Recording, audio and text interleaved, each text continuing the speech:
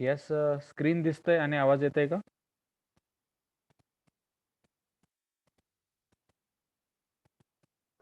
हो sir. Okay. Read the first question.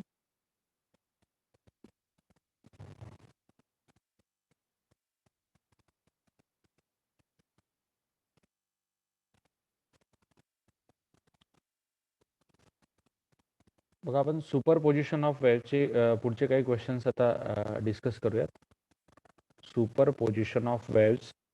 Actually याचे बरेचसे क्वेश्चन्स आपण बघितलेत, पण अजून काही घेऊत आपण ऑनलाईन लेक्चर्समध्ये आता.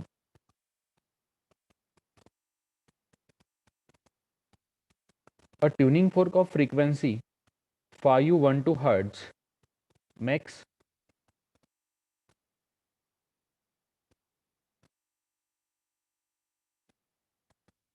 makes 4 beats per second. Okay.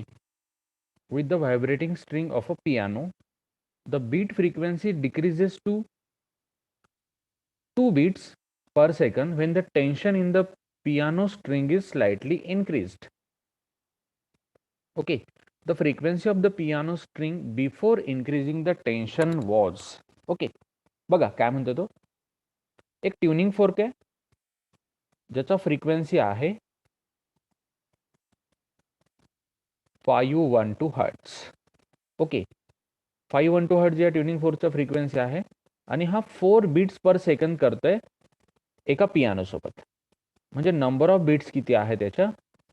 4 beats per second आहे. The beat frequency decreases to 2 beats per second when tension in the piano string is slightly increased. टेन्शनला आपण काय केलंय? स्लाइटली इन्क्रीज केला. तर बीट फ्रिक्वेन्सी किती झाला? पियानोचा टेन्शन जर मी वाढवला, टेन्शन स्लाइटली इन्क्रीज, तर बीट फ्रिक्वेन्सी किती झाला? 2 beats. Okay, the frequency of piano string before increasing the tension. मला फ्रिक्वेन्सी काढायचा आहे पियानो स्ट्रिंगचा, म्हणजे हा ट्युनिंग फोर्क आणि हा असेल पियानो स्ट्रिंग. ओके, पियानो स्ट्रिंगचा मला फ्रिक्वेन्सी काढायचा आहे. ट्युनिंग फोर्कच्या फ्रिक्वेन्सीला मी म्हणतो NA आणि पियानोच्या स्ट्रिंगच्या फ्रिक्वेन्सीला मी म्हणतो NB. आणि पियानो स्ट्रिंगचा मला फ्रिक्वेन्सी हा काढायचा आहे. किंवा आपण एक काम करूयात, याला NA म्हणूयात आणि ट्युनिंग फोर्कच्या फ्रिक्वेन्सीला आपण NB म्हणूयात. ओके, नाव बघा, the frequency of piano string before increasing the tension. मला कधीचा फ्रिक्वेन्सी काढायचा आहे? Before increasing the tension. Okay, मला फ्रिक्वेन्सी फाइंड करायचा आहे NA, पियानो स्ट्रिंगचा फ्रिक्वेन्सी. ओके, लक्षात घ्या सगळ्यांनी. मग या टाईपचे क्वेश्चन्स आपण सॉल्व्ह केलेत. याच्यामध्ये आपण 2 टाईप बघितला होता, लोडिंग. ओके, आणि याच्यामध्ये एक केस आपण बघितला होता वॅक्सचा केस आपण बघितला होता, बिफोर लोडिंग, आफ्टर लोडिंग. आणि अजून एक केस बघितला होता आपण filed, before filing and after filing. Okay, तर काय म्हणतोय तो, a tuning fork of frequency 512 hertz makes 4 beats per second with a vibrating string of a piano. म्हणजे माझ्याकडे एक ट्युनिंग फोर्क आहे आणि एक पियानो आहे, त्याचा स्ट्रिंग मी इकडे कन्सिडर करतोय. The frequency decreases to 2 beats per second when the tension in the piano string is slightly increased. म्हणजे टेन्शन मी थोडासा वाढवला की बीट फ्रिक्वेन्सी किती झाला? 2 झाला. ओके, तर frequency of the piano string before increasing the tension मला फाइंड आउट करायचं. ओके, पूर्ण डेटा मी इकडे लिहिलाय आता स्क्रीनवरती. नाव बघा, ॲक्च्युली आपण याच्यामध्ये काय करत असतो, NA plus minus NB equal to N हा आपला लॉजिक आहे. This is the master logic to solve this type of problems. Okay, आता बघा, before increasing tension, before increasing tension, tension increase करण्याच्या पहिले नंबर ऑफ बीट्स किती आहेत? N equal to 4, number of beats 4 आहे. So it will become somewhat NA plus minus NB equal to 4. Okay, now N B दिलाय मला 512 hertz N B. So N A plus minus 512 equal to 4. Okay, आणि याच्यामध्ये मी काय सांगितलं होतं, एकदा हा व्हॅल्यू ॲड करायचा. So it will become 516 hertz. आणि अजून एक व्हॅल्यू कोणता असेल, एन ए इक्वल टू, एकदा सबस्ट्रॅक्ट करा, 508 हर्ट्ज. म्हणजे एन एचा एक व्हॅल्यू भेटला, एन एचा हा दुसरा व्हॅल्यू भेटला. एकदा हा 512 मध्ये काय करायचं, 4 ॲड करायचा, आणि एकदा काय करायचा, तो सबस्ट्रॅक्ट करायचा.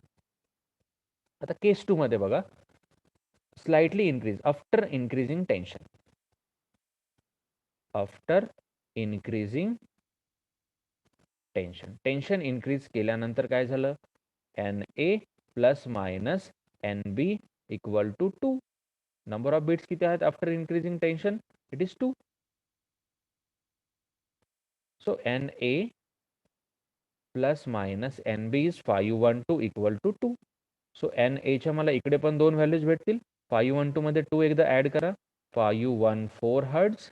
आणि अजून एक कोणता भेटेल, N A equal to 510 hertz. म्हणजे बघा, एन एच्या मला या दोन व्हॅल्यूज भेटल्या इकडे, आणि एन एच्या या मला अशा दोन व्हॅल्यूज भेटल्या. या टाईपच्या प्रॉब्लेममध्ये तुम्हाला माहिती आहे की आपल्याला 4 व्हॅल्यूज भेटतात. 4 पैकी एक व्हॅल्यू आपण सिलेक्ट करायचं असतं ॲज अ आन्सर. ओके, मला कधीचं टेन्शन काढायचं आहे, बिफोर इन्क्रीजिंग द टेन्शन. बघा, फ्रिक्वेन्सी आणि टेन्शनमध्ये जो रिलेशन आहे, n equal to 1/2L under root T by M. So n is directly proportional to under root T. म्हणजे बघा, टेन्शन जर वाढवला तर फ्रिक्वेन्सी वाढेल. ओके, मला फ्रिक्वेन्सी कधीचा काढायचं आहे, बिफोर इन्क्रीजिंग द टेन्शन. म्हणजे टेन्शन वाढवण्याच्या अगोदरचा मला फ्रिक्वेन्सी काढायचा आहे. आता बघा, माझ्याकडे 4 फ्रिक्वेन्सी आहे. आता मला सांगा, याच्यामध्ये मला मोठा व्हॅल्यू घ्यावा लागेल की छोटा value. Obviously before increasing the tension, म्हणजे टेन्शन वाढवण्याच्या पहिले फ्रिक्वेन्सी कसा असेल, छोटा असेल. म्हणजे मला इकडे जो व्हॅल्यू सिलेक्ट करावा लागेल, तो 4 व्हॅल्यूजपैकी स्मॉलेस्ट व्हॅल्यू मला सिलेक्ट करावा लागेल. सो 516, 508, 514 आणि 510 पैकी 508 इज द फायनल आन्सर. कारण मला स्मॉलेस्ट व्हॅल्यू इकडे सिलेक्ट करावं लागेल. Option D is correct. बघा, या टाईपचे क्वेश्चन्स एकदम सिंपल पद्धतीने आपण सॉल्व्ह करू शकतो. याचं शॉर्टकट मी तुम्हाला सांगितलेलं आहे, काय करायचं असतं याच्यामध्ये. ठीक आहे, एकदा हा स्क्रीनशॉट घेऊन टाका. बघा, मी तुम्हाला स्टेप टू स्टेप सॉल्व्ह करून दाखवला.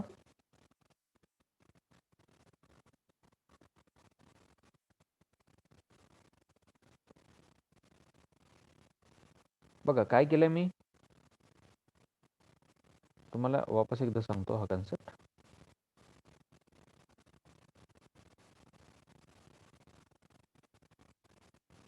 बघा काय करायचं, याच्यामध्ये दोन फ्रिक्वेन्सीज आपल्याला दिलेल्या असतात. आता जो फ्रिक्वेन्सी आपल्याला काढायचा आहे त्याला नेहमी एन ए म्हणायचं, जो दिलेला असतो त्याला आपण नेहमी एन बी म्हणायचं असतं. ओके, या टाईपच्या क्वेश्चनमध्ये दोन नंबर ऑफ बिट्स दिलेले असतात आपल्याला, बिफोरवाला आणि आफ्टरवाला. दोन नंबर ऑफ बिट्स दिलेले असतात. So N A plus minus N B equal to, बिफोरवाल्या बिट्स आहेत 4, N A plus minus N B equal to N, हा आपला मास्टर लॉजिक असतो. So N A plus minus N B is 512 equal to 4. म्हणजे काय करायचं बघा, 512 मध्ये 4 एकदा ॲड करायचा. सो एन एच्या दोन व्हॅल्यूज मला भेटतील, 516 आणि एकदा सबस्ट्रॅक्ट करा, 508. ओके, आफ्टरमध्ये बघा, N A plus minus 512 equal to number of beats 2 दिलेलं, क्वेश्चन वाचा व्यवस्थित. सो एन एच्या दोन व्हॅल्यूज भेटतील, एकदा ॲड करा 514 आणि एकदा सबस्ट्रॅक्ट करा 510. अशा मला 4 व्हॅल्यूज भेटल्या फ्रिक्वेन्सीच्या. आता बघायचं की कधीचा फ्रिक्वेन्सी त्यानं विचारलाय. त्यानं कधीचा फ्रिक्वेन्सी विचारलाय, बिफोर इन्क्रीजिंग द टेन्शन. म्हणजे टेन्शन वाढवण्याच्या पहिले फ्रिक्वेन्सी छोटा असेल ना, बिफोर इन्क्रीजिंग टेन्शन. म्हणजे टेन्शन वाढवण्याच्या पहिले ऑब्व्हियसली फ्रिक्वेन्सी छोटा असेल, म्हणजे मला स्मॉलेस्ट व्हॅल्यू इकडे सिलेक्ट करावा लागेल. तो जर म्हटला असता ना आफ्टर इन्क्रीजिंग टेन्शन, तर मला लार्जेस्ट व्हॅल्यू घ्यावा लागला असता. पण मी इथे कोणता व्हॅल्यू घेणार? स्मॉलेस्ट. 4 व्हॅल्यूज बघा, याच्यामध्ये स्मॉलेस्ट व्हॅल्यू आहे 508, so that is my correct answer. म्हणजे आपण याच्यामध्ये लोडिंगचा केस बघितला होता, लोडिंग विथ वॅक्स, फाईल्डचा बघितला होता एक, आणि हा टेन्शनचा एक तिसरा केस आपण या टाईपमध्ये बघतो. हा 2010 ला विचारलेला क्वेश्चन आहे. याचा पण स्क्रीनशॉट घेऊन टाका.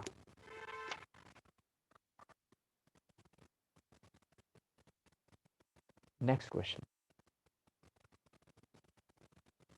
each of the two strings of length, पहिल्याचा लेंथ दिलाय मला L1 I will say, and second length I will say it as L2, are subjected to a tension separately by 20 Newton force.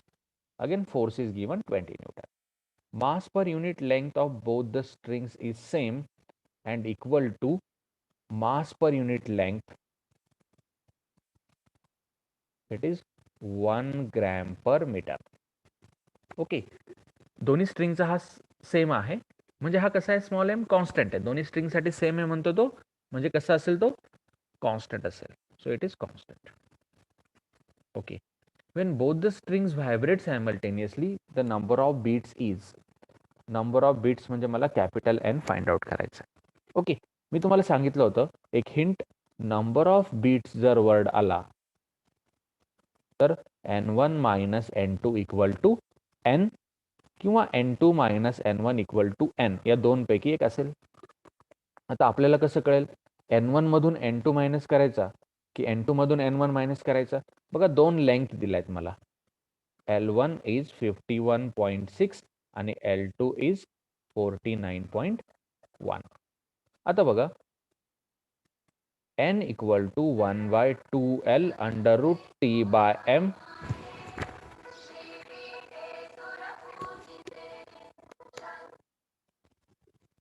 आता बघा, frequency is inversely proportional to length ना, म्हणजे ज्याचा length मोठा असेल त्याचा फ्रिक्वेन्सी छोटा असेल.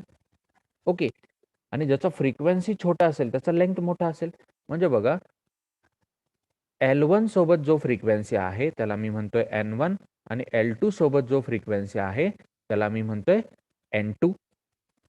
म्हणजे मोठा लेंथ असेल तर फ्रिक्वेन्सी छोटा असेल, आणि छोटा लेंथ असेल तर फ्रिक्वेन्सी मोठा असेल. म्हणजे मला इकडे सिलेक्ट करावं लागेल N2 minus N1 equal to N. Okay, N2 minus N1 equal to N is done here. कारण लेंथ मी कम्पेअर केल्या आणि लेंथनुसार मला कळलं की N2 मोठा आहे N1 पेक्षा, कारण L2 छोटा आहे. नाव हा रिलेशन जो आहे आपण इकडे पुट करूयात. आपल्याला काय विचारलंय त्याने? नंबर ऑफ बीट्स विचारलेत, आणि N1 आणि N2 आपल्याला दिलेलं नाही आहे. ओके, तर Nचा मास्टर फॉर्म्युला यूज करू, N equal to 1/2L under root T by M. Okay, नाव N2 साठी हा फॉर्म्युला कसा येणार? 1/2L2 under root T by M. Okay, minus N1 is 1/2L1 under root T by M, it is equal to N. Okay, so आता बघा, याच्यामध्ये आपल्याला असं करता येईल, 1/2 under root T by M common घेता येईल. So it is 1/2 under root T by M is common. मध्ये राहिलं कोण? बघा, 1/L2 minus 1/L1 equal to N. Okay, जो आपल्याला फाइंड आउट करायचा, N आपल्याला फाइंड आउट करायचा. आता बघा, याच्यामध्ये जे व्हॅल्यूज दिलेत ते व्हॅल्यूज इकडे आपण जस्ट पुट करूयात. It is 1/2. T दिलाय, T is how much? Force F equal to T असतं, सो इट इज 20. आणि हा जो मास पर युनिट लेंथ दिलाय बघा, small m equal to 1 gram per metre दिलाय. ग्रॅमला किलोग्रॅम करा, so 1 into 10⁻³ kilogram per metre. Okay, mass per unit length. म्हणजे हा स्मॉल एमचा व्हॅल्यू मी इकडे ठेवेल 10⁻³ ब्रॅकेटमध्ये लिहा 1/L2 49.1 मायनस L1 51.6. ओके, आता यांना आपल्याला 10⁻³ ने मल्टिप्लाय करावं लागेल. सॉरी 10⁻² ने, कारण हे सेंटीमीटरमध्ये दिलं, त्यांना मीटरमध्ये करतोय मी. हा सेंटीमीटरमध्ये, हा पण सेंटीमीटरमध्ये, इकडे पण 10⁻² ने मल्टिप्लाय करावं लागेल. Okay, equal to what? It is equal to n. नाव या रिलेशनला फक्त आता तुम्ही सिम्प्लिफाय करायचे. Finally I will write one step here. याला तुम्ही सिम्प्लिफाय करायचे. So this capital N equal to 1/2 under root 20 into 10⁻³ -3 वरती गेला, +3 झाला. इकडे याला सिम्प्लिफाय करावं लागेल. 1/49.1 इंटू 10⁻² -2 मायनस 1/51.6 इंटू 10⁻² -2. ओके, याला जस्ट सिम्प्लिफाय करून घ्या. ओके, याचा आन्सर तुम्ही कॅल्क्युलेट करायचं. You will get the n equal to 7. Number of beats किती आल्या पाहिजे याच्यामध्ये? 7. Option B is correct in this case. हे थोडंसं कॅल्क्युलेशनला तुम्ही प्रॅक्टिस करायला चालू करा. याला एकदम शॉर्टकटमध्ये करता येतं या कॅल्क्युलेशनला.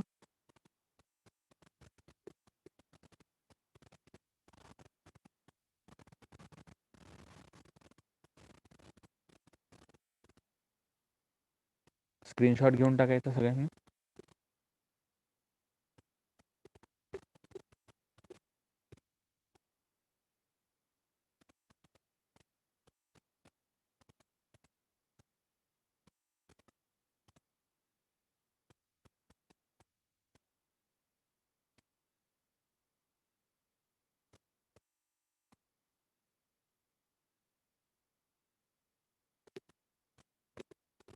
Next question.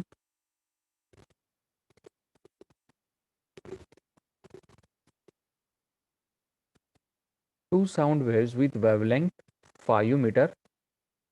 पहिला वेवलेंथ दिलाय 5 मीटर आणि दुसरा वेवलेंथ दिलाय 5.5 metre. Each propagate in gas with velocity. Velocity दिलाय गॅसचा. We expect the following number of beats per second. इथे पण नंबर ऑफ बीट्स म्हणजे मला कॅपिटल N फाइंड आउट करायचा आहे. I have to find out here number of beats. Okay, आता बघा नंबर ऑफ बीट्स म्हणजे काय असतं? If there is word in the question number of beats, so N1 minus N2 equal to N किंवा N2 minus N1 equal to N, या दोनपैकी एक relation आपला असणार. ओके, आता बघा मला N1 minus N2 equal to N करावं लागेल किंवा N2 minus N1 equal to N करावं लागेल. ओके, आता या दोनपैकी कोणताही रिलेशन आपण एक यूज करूयात, पण मला N1 आणि N2च्या व्हॅल्यू जिकडे माहिती लागतील तेव्हा मला Nचा व्हॅल्यू फाइंड आउट करता येईल. ओके, तर मी काय करतोय, पहिले Nच्या व्हॅल्यू फाइंड आउट करतोय. N1 कसा भेटेल मला? N equal to V by lambda असतं. So N1 equal to V by lambda 1. V is 330 and lambda 1 is how much? 5. So just make this calculation. 330 by 5, it is 6.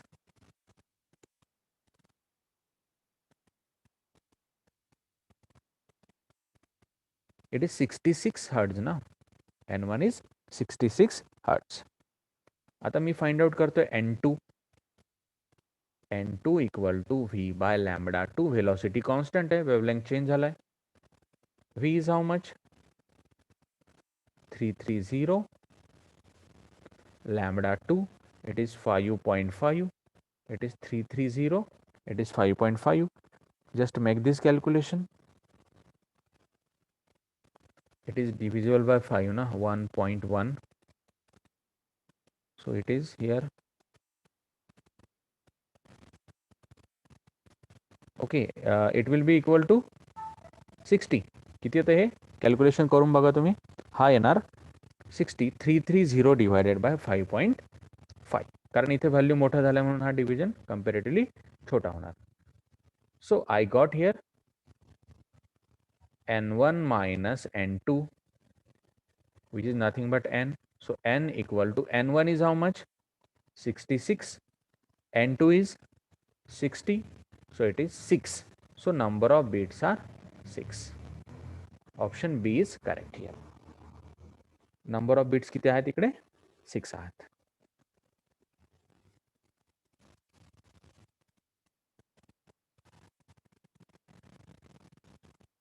Screenshot घ्यायचा आपण.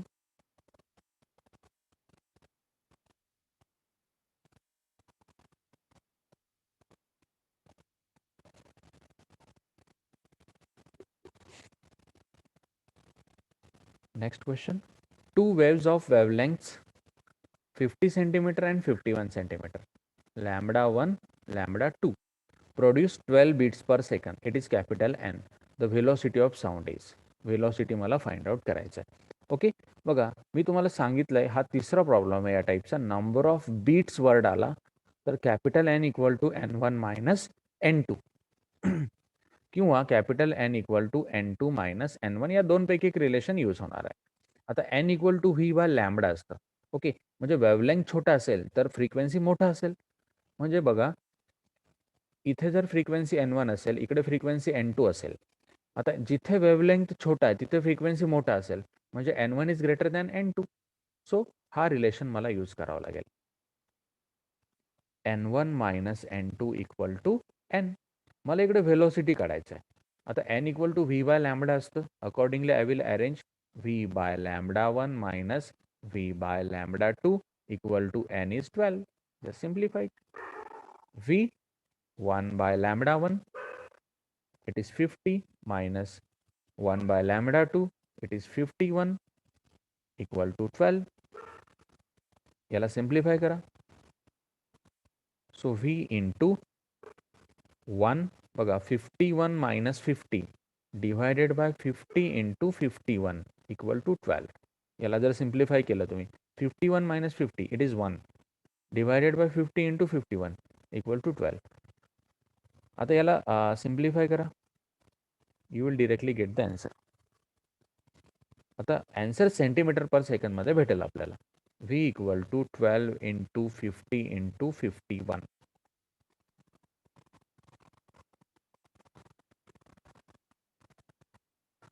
किती येतं बघा. Option A is correct. Velocity हा 30600 येत असेल centimetre पर second. याला मीटरमध्ये जर कन्वर्ट केलं तर ते येणार 306 metre per second. Option A is correct.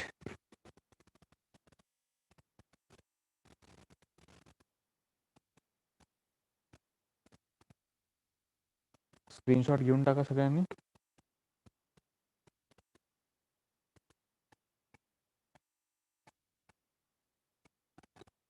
Next question.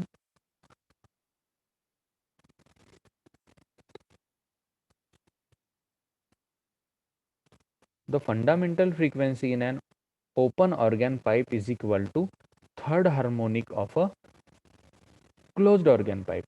म्हणजे फंडामेंटल फ्रिक्वेन्सी कोणाचा? ओपन ऑर्गन पाईपचा. आणि थर्ड हार्मोनिक कोणाचा? क्लोज्ड ऑर्गन पाईपचा. ओके, आता बघा ओपन पाईप आणि close pipe.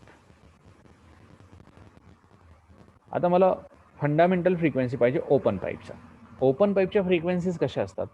n 2n 3n 4n. हा आहे त्याचा फंडामेंटल फ्रिक्वेन्सी. ओके,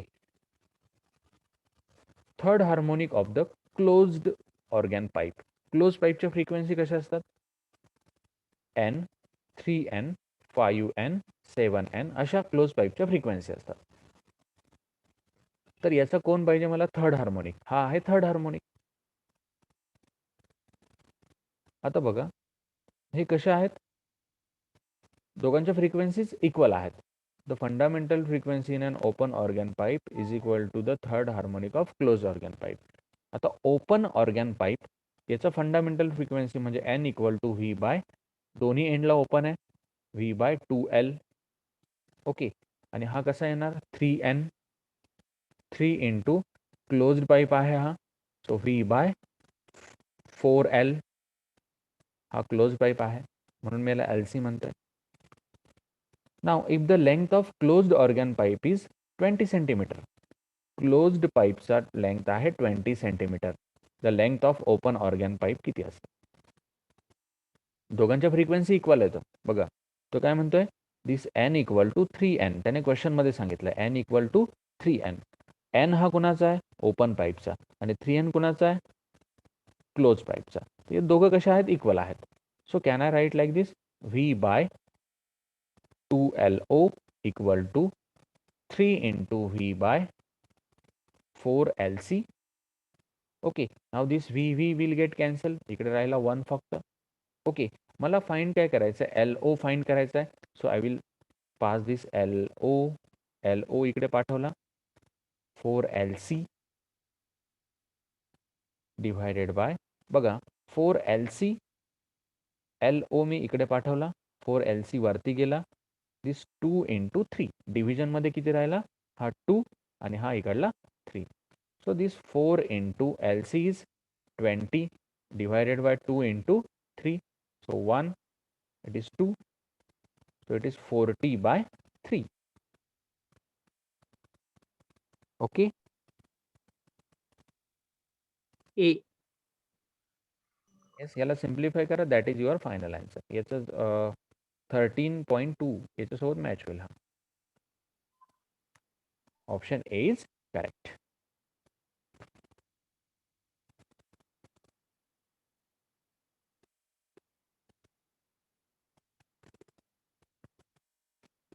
टू 2018ला विचारला हा क्वेश्चन.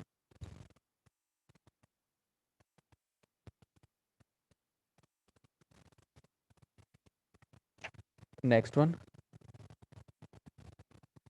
बघा, आपल्याकडे हा लिमिटेड टाईमवाला मीटिंग आहे आजचा, तर थोडं आपण हा क्वेश्चन मी तुम्हाला फास्टली सांगतो. A tuning fork is use to produce resonance in a glass tube. The length of air column in this tube can be adjusted by a variable piston. At room temperature 27 degrees Celsius,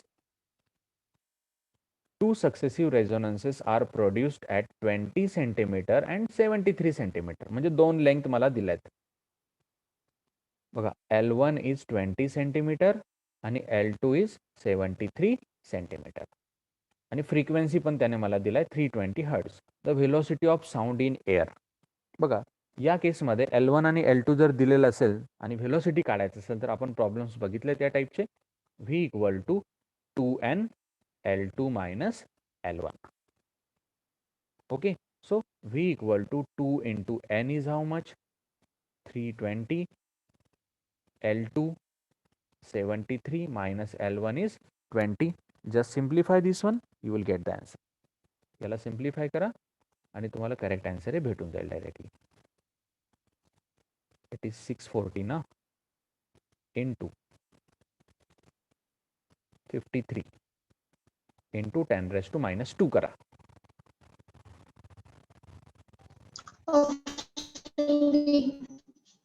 याच्यामध्ये option तुमचा correct येणार option B ना.